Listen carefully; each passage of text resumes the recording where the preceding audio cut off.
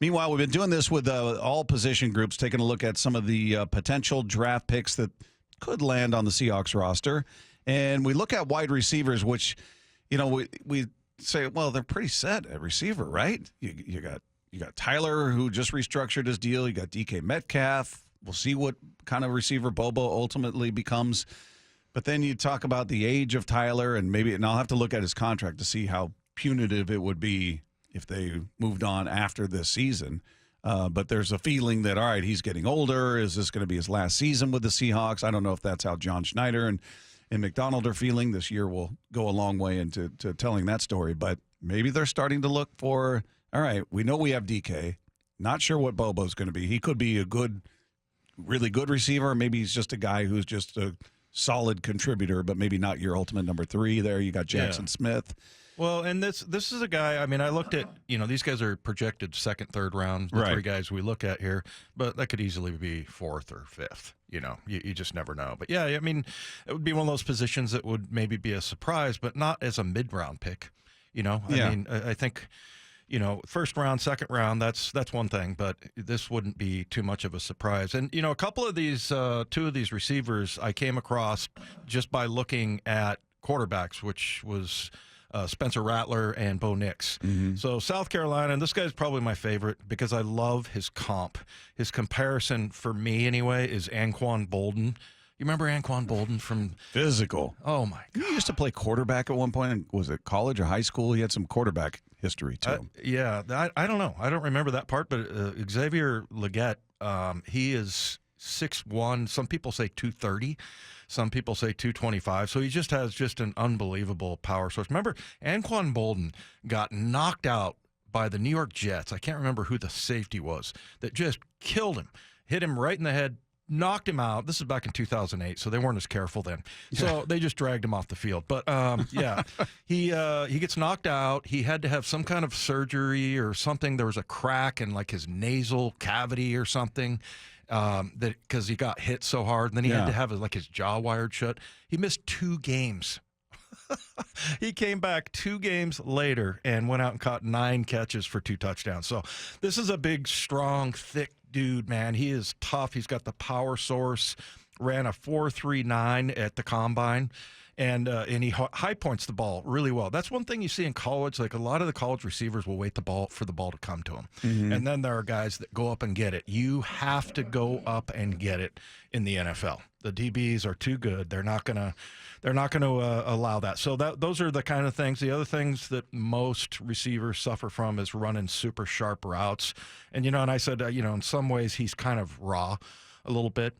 But I always use DK as the example that. His stance wasn't very good, and he rounded off routes and everything, but everything DK did worked. Yeah. So when you're in college and it's working, you're like, yeah, I'm having a pretty good year, pretty successful. I don't really not going to mess with it. Feel like I need to change anything. Get in the NFL. You look at the field layout, so there's different targets. So that's a little bit of, how the hashes are wider and numbers, and all the landmarks change just a little bit, but also just running the right routes and, not rounding things off. Well, and you've talked about that a lot, that, your athleticism you get away with a lot at the college level, where in the NFL, if they tell you to run 5 yards, cut, it can't be 5 in a step or 5 in 2 step. You cut at 5. Yeah. It's going to be off target throw. And then, the quarterbacks will be like, what are you doing? You're supposed to run a 5-yard route, not a 5.5-yard route. So, they, and that makes them look bad. So, you gotta, it definitely has to be more precise. So that's pretty much the struggle. It's kind of like running backs. When they come into the NFL, you got to learn how to block, because if you were a good player like Rashad Penny, you're either being thrown the ball or handed the ball. You're not blocking. You're not using people like that to block. So, those kinds of players. So this is, that's kind of the sort of battle for these guys. But he's got a second-round projection. Like I said, he's a big dude. Had 1,255 yards, 7 touchdowns. So so that was Spencer Rattler throwing him the ball. But Troy Franklin really stood out to me. He has a second-round grade. He's out of Oregon. And, I was looking at Bo Nix, and I'm like, who is this guy catching all these touchdowns? The dude caught 14 touchdowns.